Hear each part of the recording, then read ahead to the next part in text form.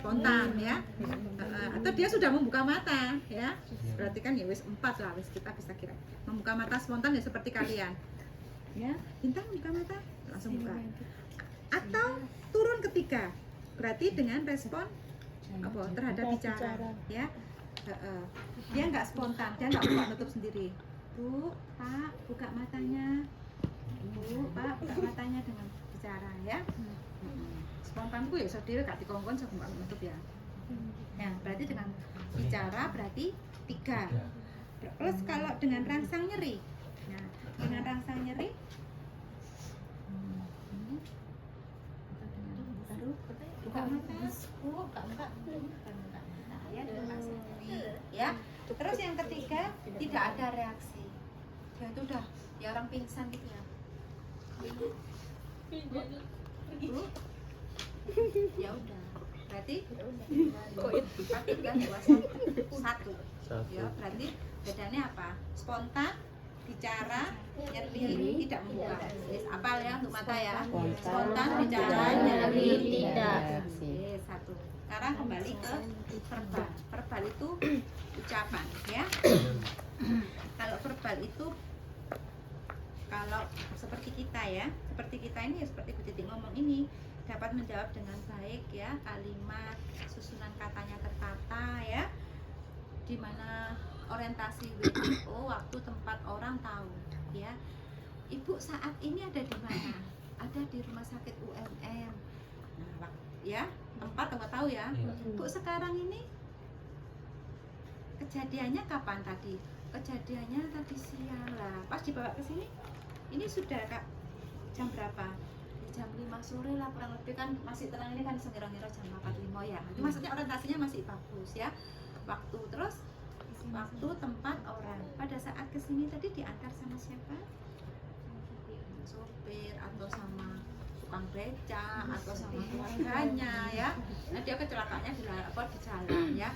Berarti dia itu masih ingat. Berarti ya nggak apa-apa. Berarti 5. 4 menurun, berarti semakin menurun berarti kan semakin jelek ya. 4 kacau. Kacau itu confused, membingungkan ya. Dapat bicara dalam kalimat, berarti kalau sudah ada kalimat itu ada SPO-nya. Tahu SPO enggak? Apa? Berarti nanti kalau bikin kalimat di belakang harus ada SPO. Oke. Iya, lagi. SPO itu penting ya. Subjek, predikat, objeknya masih ada. Yaitu masih 4 ya.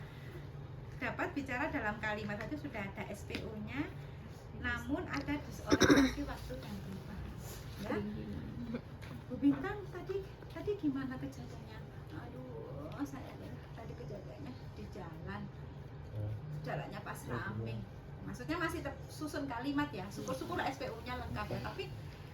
Tapi pada saat kita tanya waktunya kapan, ya nggak tahu lah, sudah gak gitu. Kok untuk mulai membingungkan atau ambiar, ya. Tapi kalimat itu masih terbentuk. Kalian masih paham apa yang disampaikan, ya. Cuma kadang ada ya beberapa waktu dan tempat udah lupa. Oke, turun lagi ketiga, tidak tepat, dapat mengucapkan kata-kata namun tidak berupa kalimat. SPO nya wis gak berupa kalimat. Aduh, ya, ada loh pasien, apalagi pasien dengan cedera otak berat.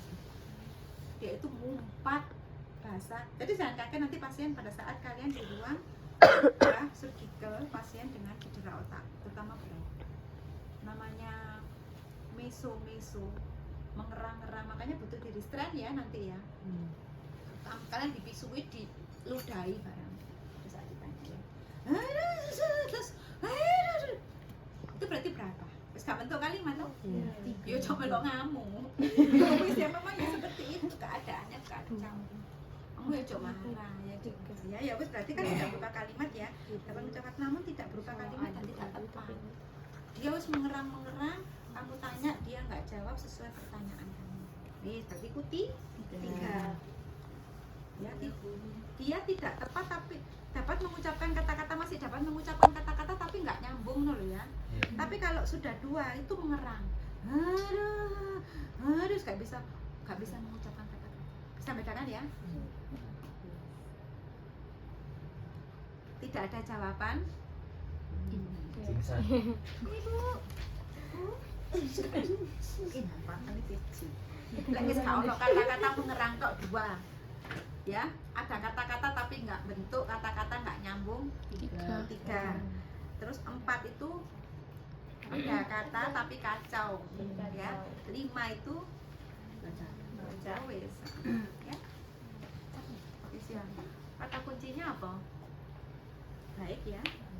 Confuse, tidak tepat, mengerang, tidak jawaban. Isi ya. Ini respon motorik, menuruti perintah, ya. Menuruti perintah, pasien kita suruh, Bu, Pak, coba diangkat tangannya. Yang sakit mana?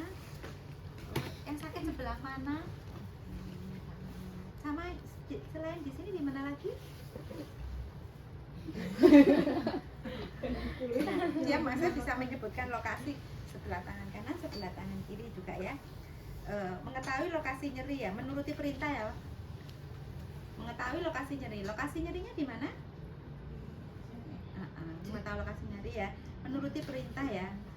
Menuruti perintah itu gimana kalau menurut kalian? Dia mau ya. Kita mau jadi menuruti perintah, terus dia bisa menentukan lokasi nyeri. Selain di tangan di mana aja? Kaki sebelah mana? Kanan atau kiri? Punggung, kan ya. Terus reaksi menghindar. Reaksi menghindar itu misalkan menghindarku ya bos ya. Misalkan ini.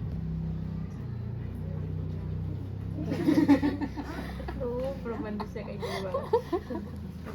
Oke, menghindar ya. Menghindar. Bisa gini, pokoknya menghindar. Ya itu berarti 3. Terus dekortikasi itu 3. Fleksi, mendekat. Fleksi abduksi itu gini ya kan, dekortikasi. Terus ekstensi gini itu 2. Lek nggak ada reaksi mati rasa kayak orang hemipleki, hemiparese ya 1. 0 nggak ono ya. Iya. Lek nggak bisa dikaji, nggak bisa dikaji. Biasanya gitu. Ada yang GJS-nya itu 4x2. Itu yang verbalnya nggak bisa dikaji. Ya. Atau 4-2x. Berarti motoriknya nggak bisa dikaji. Nggak bisa dikaji. Mungkin di daerah situ pas ada fraktur, ya. Atau pas ada cedera, ya nggak mungkin dilakukan pengasihannya X. Ini kan kadang ruangan tulisnya X. Ya, bisa dipahami ya. Bisa. Itu ya. Terus yang berikutnya selain GCS, pemeriksaan tanda-tanda vital. Wis iso kabeh yo, takaran darah, nadi, suhu, RR. Ono sing gak iso TTV, balik nang IDK. Tak temoni Bu R mamane. Kenapa sih? Yo. Terus yang ketiga, perhatikan tanda trauma. Tanda trauma itu apa? Apakah ada trauma di kepala yang biasanya terkait dengan cedera di daerah kepala, daerah saraf, otak, ya itu berarti kan misalkan pasien ada trauma, ada jejas ya. Kalau di bahasanya UGD itu mekanisme of injury, MOI ya. Kejadiannya seperti apa sih Bu Bintang? Saya itu loh tadi tuh jatuh, kepala saya kebentur ya. Tadi itu pas bersih-bersih rumah, pas naik kursinya kepleset, satu kepala kebentur ini sebelah kiri. Nah kan kita lihat di lokasi kiri apakah ada trauma ya, bukan? Terus hematom di kulit kepala, kan ya, hematom ya, apakah di kulit kepala, apa kok ada jejas ya, biasanya kan kayak kulit kelopo ya, kepala ini nisor, kelapa di kepala ini nisor ya. Nah itu biasanya ada luka atau bocor pendarahan. Nah itu juga hematom di sekitar mata. Nah di sekitar mata itu ada hematom, apa istilahnya rakon ais ya, mata panda ya, berarti kan ada pendarahan. Iya. Makanya kadang-kadang gak ada darah yang keluar ya, nggak ada darah yang keluar, nggak ketok ono pendarahan, maksudnya nggak ketok ono kocor-kocor ya, tapi di kene kan ono lakon ice, di kene kan ono darah, ono minus, kita curiga ada pendarahan intraservikal. Nah berarti yang hilang ya. Kalau udah pendarahan di otak itu kan bisa apa? Bisa menimbulkan sumbatan di pembuluh darah otak, karena kan hanya sumbatan. Yo, gini yo, gitu ya. Makanya kalau ada, terutama ada tanda rakon eyes, matanya biru kayak mata penapis rakulai loh rek, di film-film biru deh kene tok, itu rakon eyes. Terus telinga ada darah, hidung itu ada itu ya.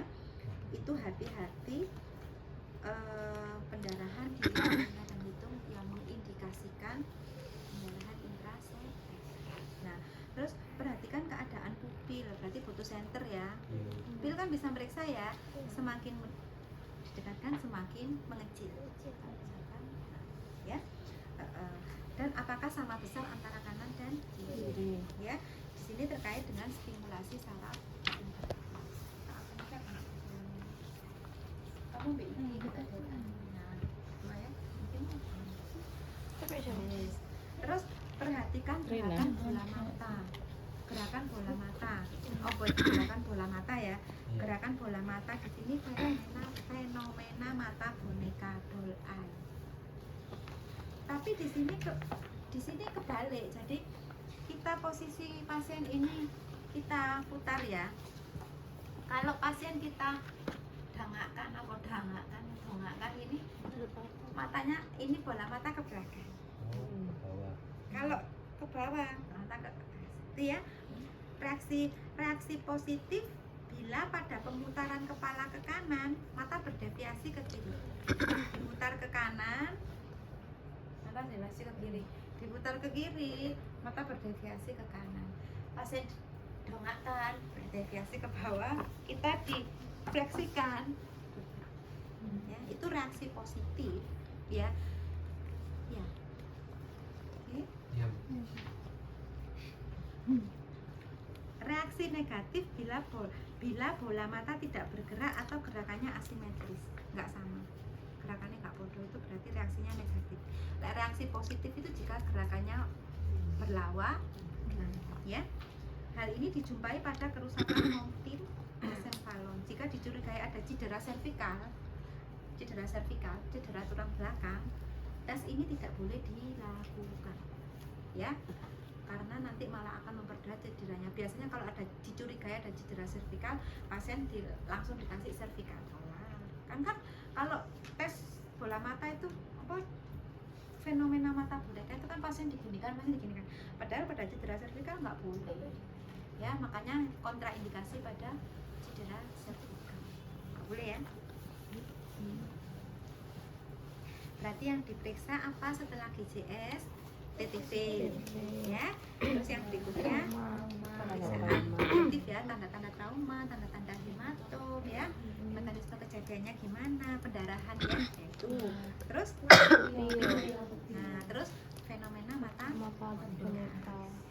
Dikatakan positif jika berlawanan, dikatakan negatif jika tidak bergerak atau asimetris. Titik-titik apa kok? Ya Allah.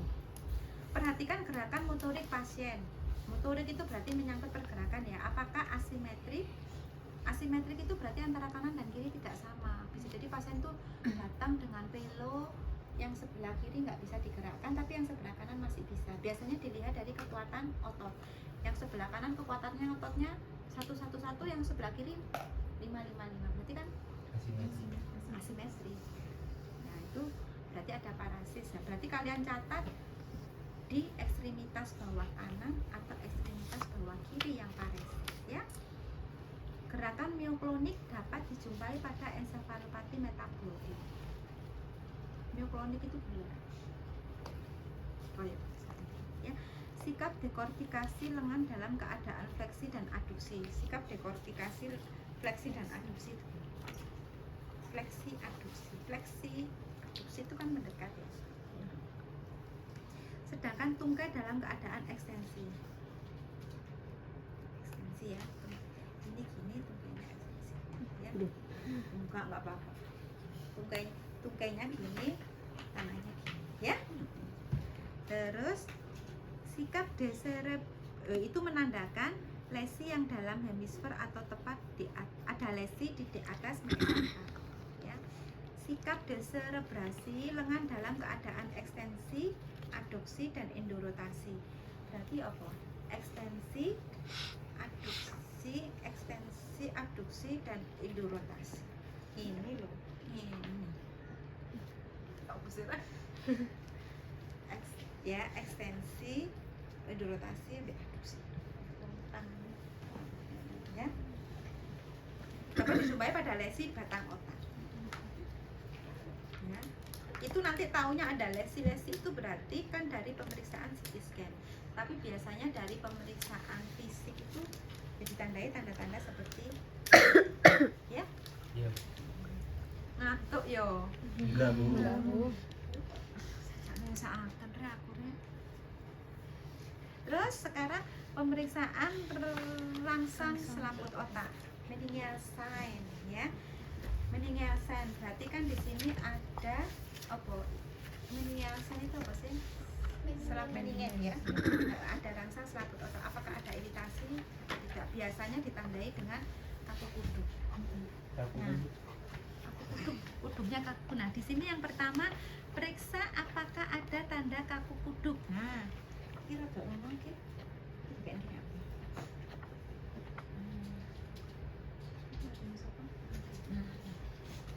Ya, periksa apakah adanya tanda kaku kuduk. Nah, kaku kuduk di sini pasien dalam posisi supinasi ya. Ya, tangan kita sing iki apa? Kiri di belakang kepala pasien, ya. Tangan kita yang kanan di ya. Jadi pasien kita tekukkan ini. Kalau dia bisa ditekuk ya, tapi nggak ada tanda kuduk. Tapi kalau nggak bisa ya, kan dia bisa. Ya, ini kan. Ya, jadi di sini ya. Dengan memfleksikan ke fleksi itu mendekat ya. Ekstensi itu menjauh. Ya, wis tahu ya. Dengan memfleksikan kepala ke arah dada kan iki toh. Emang ya. Bila tidak bisa fleksi atau kaku, so bayangno ya kaku kan. Misalkan dia fleksi nih, gak iso tak fleksin aja Pak nanti dilawan ya aku. Coba ada. Jadi kaku kudu. Coba sih ya. Ya. Kaku. Ya, tapi nanti kan lemes ya. Normal dia kan gak ada tanda-tanda kaku kuduk ya. Bila tidak bisa fleksi atau kaku berarti positif kaku kuduk. Bila kaku kuduknya negatif berarti DE enggak masalah. Ya. Oke, kaku kuduk sudah. Yang berikutnya adalah periksa tanda lasek. Oke. Diwaca sih. Pasien posisi supin diluruskan ekstensi ya. Ya. Ini kan supin ya. Diluruskan ekstensi. Sih ya. Kemudian bacaan sih nak narator. Satu tungkai diangkat. Nanti aku yang praktekkan. Dibengkokkan. Satu tungkai diangkat lurus. Dibengkokkan. Fleksi 70 derajat ya. Terus terus apa? Dikatakan positif bila, coba dibaca di situ. Ini loh ya. Bila sebelum mencapai 70 derajat sudah terasa sakit dan tahanan. Ya. Ya jadi pada saat saya kan ini kan awalnya tak gini kan toh ya lurus ya. Ini tak tekuk ini. Nah, aduh dia mengeluh sakit. Nah ini kan dia nggak mengeluh kan memang ya. Sebelum 70 derajat itu dia sono keluhan ada tahanan. Ketok kan makanya dilihat antara ekspresi. Itu harus pinter loh ya kalian mulai sekarang itu harus bisa melihat ekspresi. Makanya ekspresi ini gak oleh datar ya, apatis datar. 95 juga sama. Tahan dulu. Bila ada tahanan nyeri berarti positif ya. Ini ya. Kernik sama lasek sama kernik itu hampir mirip cuma sudutnya lebih ya. Ini lasek hampir mirip ya sudutnya. Itu untuk media menghafal ya. Terus tanda Brudzinski 1. Tanda Brudzinski 1 itu syaratnya pasien tidak boleh dalam keadaan lumpuh. Ya, karena itu indikator untuk mengetahui positif enggaknya itu ya dari pergerakan kakinya lumpuh kan nanti ambigu, confuse ya dengan hasil positifnya. Kekakuannya, tapi kalau dia kaki gambarnya kayak ngono ku mau nekuk ngene ku mau berarti tandanya positif pada saat kepala kita ya. Lah itu ya, lek ternyata kakinya nggak ngene berarti tandanya negatif. Makanya kakinya nggak boleh lumpuh biar nanti hasilnya nggak membingungkan ya. Ini kan ditulis syarat pasien tidak dalam kondisi lumpuh, pastikan ya. Jadi tangan pemeriksa ditempatkan di kepala pasien seperti tadi, ditekukkan di arah dada sampai dagu ini ya. Tangan yang satu lagi ditempatkan di dada pasien untuk mencegah diangkatnya badan. Positif bila tindakan ini mengakibatkan fleksi. Ya tambah kok coba ya. Nanti kamu yang pertama fleksio, yang kedua coba fleksi ya. Pura-pura ya.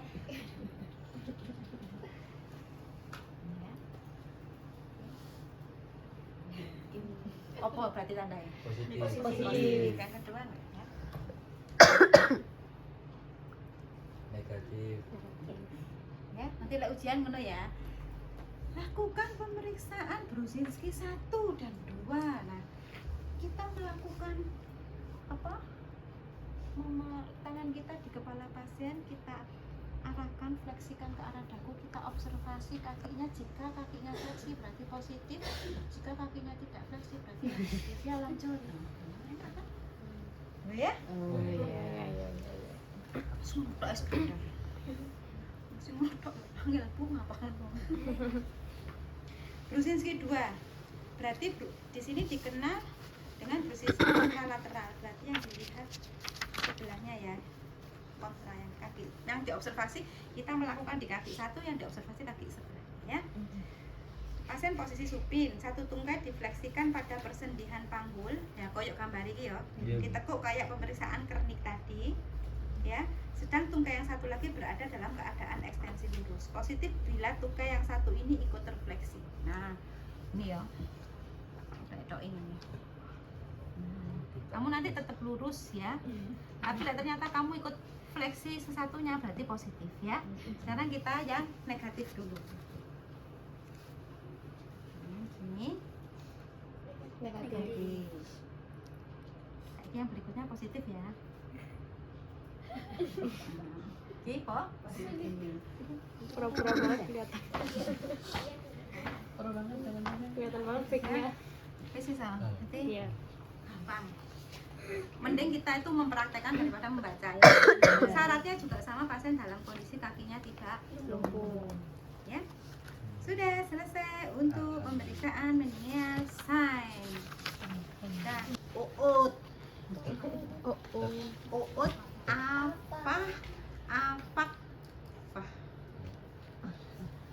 apa? Uut. Punya 3 ya. Apa ya? Olfaktorius, opticus, oculomotorius, trochlearis, trigenius, uut ya, terus abducens, facialis, apa ya? Facialis, acusticus, glossopharyngeus, P-nya vagus, terus apa lagi? accessorius, hipoglossus.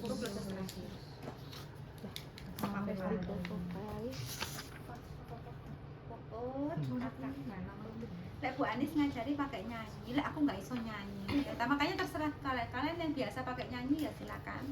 Kalau saya pakai uut apakah? Nanti ditulis di kaca. Oleh olfaktorius. Nah, ini sekarang yang pertama ya. Syarat olfaktorius ya. Enggak, olfaktorius. Nah ini. Ya, duduk ya. Kamu kok duduk. Duduk. Olfaktorius apa olfaktorius? Ciuman. Penciuman. Indra sensorik. Fungsinya fungsi sensorik ya. Jadi di sini pasien disuruh menutup mata. Ya harus menutup mata, lek gak menutup mata tahu yang kita kasih bau-bauan. Mencontek dia. mata nggak merica ya belum dipakai. Oh itu merica. Makanya harus menutup mata ya. Jadi di hidung yang satu ditutup, kasih bau. Menutup mata. Ini kayu putih, bau yang menyengat. Khusus tangan setia. Tutup mata ya. Nyata putih, oke. Vanila, ya betul Bu. Kopi, ya betul, berarti nggak ada masalah ya. Ini satunya juga berarti dia normal, ya. Kalau tidak normal dikatakan berarti anosmia ya. Anosmia tidak bisa membau-bau, nggak bisa bedakno. Dia ambune mericon, dia ambune polo ya. Kalian bisa bedakan merica pala? Aduh cewek kok nggak tahu merica pala. Cewek gimana? Pala tuh yang birunya nggak enak ya buat manisan itu pala. Pala ya, merica pala ya, mana baunya pala, mana baunya merica, mana tumbar, mana merica. Jadi itu harus anu ya, harus bisa bedakan ya. Jangan sampai perawat itu gak ngerti merica, dikira tumbar ya. Merica itu yang disebut lada. Ya beda, baunya beda ya. Memang kalau tidak bisa membedakan anosmia. Covid. Normalnya ya bisa membedakan ya. Ulangi pada lubang hidung yang satunya dengan menutup lubang hidung yang tidak diperiksa. Terus hasil patologis pasien tidak dapat mendeteksi knowledge ya, menunjukkan anosmia, berarti nggak bisa mendeteksi ya. Saraf kranial optikus. Nah, optikus di sini sama. Kalian kan masih ingat pemeriksaan penglihatan Tore? Nah, biasanya untuk melihat ketajaman bola mata itu dengan menggunakan kartus Snellen ya. Ini kan kartu Snellen ini untuk menilai ketajaman bola mata. Masih ingat dulu tes ini ya? Iya. Nah, itu untuk melihat ketajaman bola mata ya. Bola mata ya, apakah kalian itu selain melihat ketajaman bola mata nanti bisa ditambahkan dengan pemeriksaan lapang pandang ya, pemeriksaan buta warna. Saya ngono ya, lihat dulu ya. Nah, ini ngerti kan maksudnya kira ini kan Snellen. Nah, kan biasanya hasilnya kan pecahan 6/12, 5/12. Nah, pembilang itu artinya jarak antara kartu Snellen dengan penderita. Saya siapa sih? Andre, kira-kira saya sama 5 meter Andre? Kurang ya, kurang bener ya. Minimal 5 meter ya. 5-6 meter boleh, 5 meter boleh, 6 meter boleh. Kalau 5 meter berarti pembilangnya 5. Kalau 6 meter berarti pembilangnya 6. Oke? Oke. Misalkan Andre sudah 5 nih, kita ya seumpama ya Andre. Matamu yang satu ditutup Andre. Yang kanan ditutup. Yang kanan ditutup. Oke, sekarang kita periksa yang kiri ya. Berarti itu mata kiri kan? Iya, Bu. Ini apa nih? Ini apa nih? P. Ini apa? P. Ya betul. Ya salah berarti nggak bisa gitu. Tesnya. O. L. Hmm? L. Mm-mm. T. Mm-mm. Y. Ini? Y. Oke, ini? G. Ini? O. Ini? Oh, oke. Ini sekarang turun ke sini. A. 5. Artinya apa? Membilang itu jarak antara pasien dengan kartu Snellen. Penyebut itu yang bawah ya, masih ingat pecahan ya? Ya. Tahu oleh pecahan ya? Penyebut itu artinya jarak di mana huruf ini masih bisa oleh mata. Oh, tapi dulu saya diperiksa itu Bu, apa namanya? Dari di atas. Jadi enggak harus itu Bu. Iya. Nggak apa-apa Langsung ke diajar. bawah, langsung ke atas. Iya nggak ke apa-apa, bawah. suka-suka yang Jadi periksa. dihitung secara mayoritasnya bisa Ah, Bu. di baris keberapa sih Andre? Soalnya Mulai dulu banyak yang salah. saya dulu cuma bisa baca sampai Sampai CB. sini. Sampai CB. CB. Iya. Mata kiri dulu minus Ada masalah. 8. Bisa jadi mata kiri dan kanan kan nggak sama visusnya ya. Makanya kayak gini ini kan nggak boleh pakai kacamata. Ya. Ya normal kalau kacamata ya. Iya nggak, tapi dulu kacamata. Oke, terus sekarang lanjut mata yang sebelahnya yang ditutup gantian. Begitu ya. Terus ada nonton pojok ngene. Pas gantian mata yang sebelahnya Gue nggak Boleh. pernah. Wuri Bu, nggak ya sih kita pasang. Ya, begini. Ya, sudah ya, sudah tahu ini pemeriksaan lapang pandang untuk menilai ketajaman bola mata. Sudah. Setelah lapang pandang berarti kita setelah ketajaman bola mata kita meriksa lapang pandang. saya berhadapan dengan bendera. Ini atau ya, bisa melihat, oh bisa kan, kawan lihat ya. Kalau dia bisa melihat pergerakan kita, apa yang kita periksa berarti masih lapang pandangnya masih semakin ya. Defek lapang pandang atau ada papilodem ya, atau ada defek lapang pandang, jadi dia nggak melihat pergerakan lapang pandang kita. Lapang pandang menyempit biasanya pada pasien dengan glaukoma. Glaukoma itu orang glaukoma, saya tahu orang glaukoma karena orang tua saya juga kena glaukoma. Jadi tiba-tiba dia nggak bisa melihat. Kayak Gus Dur itu kena glaukoma dulu, iya kan? Jadi tiba-tiba orang tua saya hampir juga nggak kelihatan, langsung saya bawa. Jadi keluhannya itu kalau melihat lampu itu terus melihat kanan kiri itu kayak keluhannya apa kok, misalnya saya kayak di gua, saya tuh kayak di gua, kan kalau kita gini masih agak ngelere kan kita di samping kan, ya kan? Lek dia tuh kelihatan kayak di gua, jadi hitam, samping kanan kiri itu hitam, tapi masih bisa melihat kamu. Itu pada pasien glaukoma. Lama-lama lapang pandang itu semakin menyempit, akhirnya gelap semua. Berarti buta total. Jadi ya, itu makanya saya takut dan sampai orang tua saya buta. Operasi dari PCS operasi itu juga one day care, pakai operasi siang bulan. Ya, jadi itu ya. Makanya saya boleh cerita karena aku sembayang no. Nggak kelihatan, saya di sini nggak kelihatan. Aku nggak kelihatan, lah takut saya. Saya di sampingnya gini dia nggak kelihatan, katanya seperti lorong. Nah kebetulan aku yang ngajar mata ya, adik. Ini kadek, itu kan aku pas dulu sebelum kuliah ngajarnya mata ya, jadi saya bayangkan seperti itu. Jadi lapang pandang itu pada pasien langsung. Nah makanya di sini kan bisa defek lapang pandang semakin hati-hati ya. Nah biasanya itu juga katakan abnormal. Terus yang berikutnya adalah saraf kranial 346. 346 itu oculomotorius, trochlearis, dan abdusen, ini biasanya jadi satu ya. Sekarang oculomotorius itu apa? Di sini kebetulan kan hampir di permataan ya. Pergerakan bola mata ya. Di pergerakan bola mata itu biasanya kita meriksanya itu ke motorik ya. Motorik itu ingat kan pergerakan ya, Rek ya. Berarti pasien itu disuruh menggerakkan mata. lari balik kan enak ya. Lek pasiennya strabismus nggak bisa. Jadi kalau misalkan kita pegang ballpoint tuh, terus ini, Kak ikuti gerakan saya ya. Dia tuh nggak bisa ngikuti. Kero, juling, tahu nggak?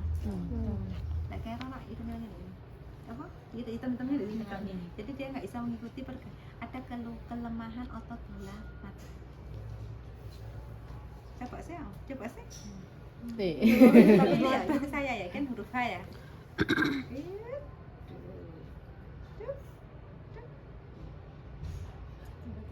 Dia nggak bisa lihat dia, tapi kita kan bisa lihat.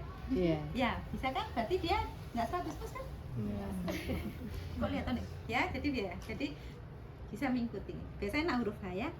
Itu ya. Pemeriksaan gerakan mata dengan mengikuti objek dengan huruf A. Pemeriksaan refleks pupil ya tadi ya. Semakin mendekat semakin hemosilis, midriasis semakin jauh ya. Hasil patologis itu adalah hasil yang tidak normal ya. Fisiologis kan yang normal ya. Hasil patologis apakah ada ptosis? Ptosis itu apa? Ptosis itu jika ada menonjolnya bola mata, blolok. Apa kadang ada temenmu sih melotot kayak kate copot. Ptosis biasanya pada pasien dengan hipertiroid itu kelihatan. Jadi bola matanya kayak mau copot tapi nggak copot gitu loh. Ya ptosis, jadi menonjol. Diplopia itu penglihatan ganda ya. Kalau diplopia, ya.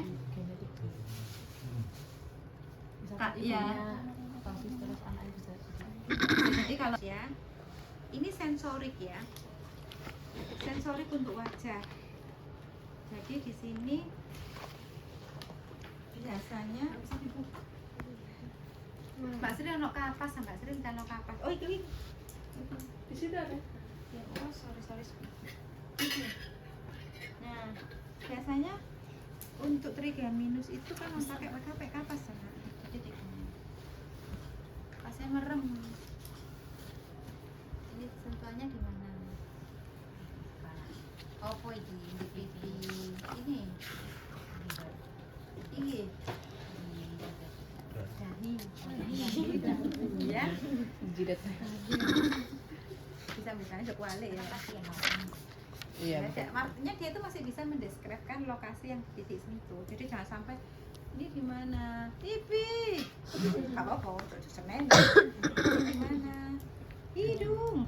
Jadi biar kemungkinan ada pasien-pasien kusta itu kan kelumpuhan saraf tepi. Pasien kusta itu kan yang diserang saraf tepi. Mbok tusuk itu dia nggak terasa. Jadi kalau kita ngecek pasien kusta dirasa karena memang yang diserang saraf tepi. Pada saat kita tadi itu ada dari wajah atau kehilangan sensasi, nggak bisa membedakan sensasi tadi ya. Maaf ya Pak. Karena tempatku sampean pakai aku di sini. Terus saraf kranial yang ketujuh fasialis ya. Fasialis itu kan muka fasialis ya, muka motorik untuk ekspresi wajah. Kalau motorik untuk fasialis itu ekspresi wajah berarti pasiennya suruh mengkerut, mencucu, mericing, ya, tersenyum kayak kita lihat selfie gitu. Oh dia masih bisa. Kalau pada pasien stroke dia akan mengalami ketidak apa nggak sama, belo. Kok ngerasa ya? Iki lah pasien kamu sehat enak aja, bila pasien beneran pasien neuro nggak bisa. Oh, baik ngeces.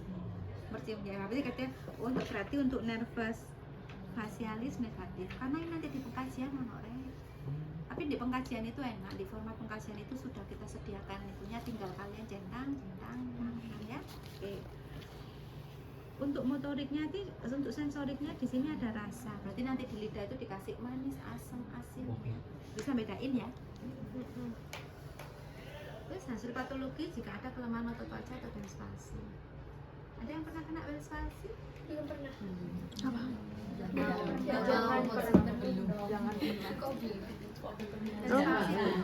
Spasi itu keluar otot kelemahan. Otot ini otot wajah. Jadi enggak semua enggak. Kalau kapan hari itu di saya itu juga pernah saya kira kena stroke ya. Jadi pada saat bangun tidur itu tak lihat kok wajahnya kan setiap hari saya mesti mau antar mesti ke rumah orang tua kan kebetulan di dekat ya, di sekedar hello ya. Kok wajahnya nggak sama bu? Iya tak? Iya nggak simetris. Masuk saya tak bu saya guyu. Dia nggak merasa kalau wajah nggak pada saat dia ngaca. Oh iya. Nggak apa nanti sore saya bawa ke Panjenengan waktu itu kan Panjenengan ya mas. Kita kena spasi. Iya jadi nggak sama. Jadi bentuk mulutnya itu Kenceng. Iya ya sekilas nggak kelihatan tapi tak lihat dia kok aneh.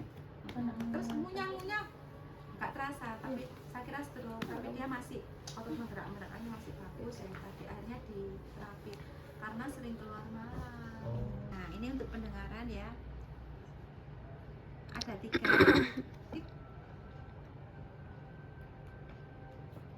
saya udah nggak mendengar getaran saya pindah ke depan masih mendengar. Pemeriksaan apa ini namanya? Ting-tong 100 badan saya nyala. Rina. Oke, nanti silakan ambil hadiahnya. Rina ya, jadi ini Rina. Kan lagi ini getaran dong. Iya. Tak taruh di tulang deltoid. Saya merasakan getaran. Setelah getarannya habis, saya pindah di depan meatus acusticus externus. Masih ada getaran. Normal. Berarti konduksi udara lebih baik daripada konduksi Enggak anjir. ya. Coba ongko ya. Yang berikutnya adalah Kacau. burung kisi pakai kata lah kisi. Weber. Weber. Liane gak mau lihat. Kan sudah dijawab. Liane iki lho maksudku. Weber apa? Kalau sampai ke posterior yang bagian dalam biasanya apa? Kalau kamu sih kata gigi lo lek mbok